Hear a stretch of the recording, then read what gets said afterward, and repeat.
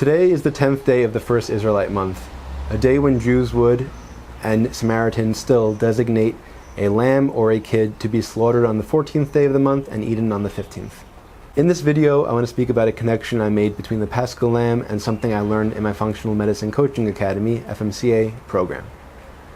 The Maillard reaction is the reaction responsible for high heat causing the browning of certain foods such as bread crust and the outsides of meat.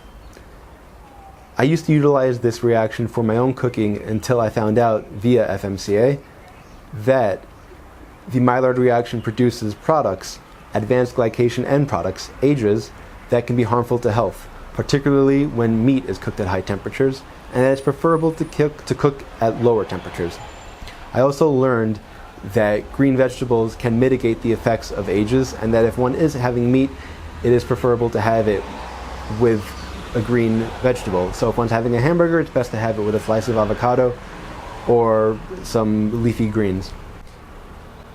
Since I learned about the potential hazards of AGEs, I've been baking my bread at a lower temperature, and when I prepare my vegetables, rather than frying them, I cook them with water.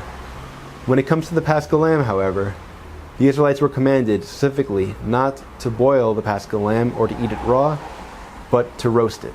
Now that's a lot of AGEs. However, the Pascal lamb was not consumed by itself. It was eaten with unleavened bread and bitter herbs.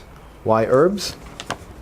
Citing et al., the anti-glycation activity of herbal infusions was primarily attributable to phenolics, particularly flavonoids.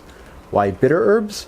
Citing Roland et al., in conclusion, this study identified many flavonoids as intrinsically bitter. This last study was designed in order to figure out how to introduce flavonoids into food without it tasting bitter. So basically, flavonoids help mitigate the effects of AGEs, and bitter herbs are full of flavonoids. Whereas proper sourdough fermentation results in gluten being broken down, the unleavened bread eaten with the Pascal lamb contains gluten. Gluten becomes an issue when it passes through damaged tight junctions in the gut.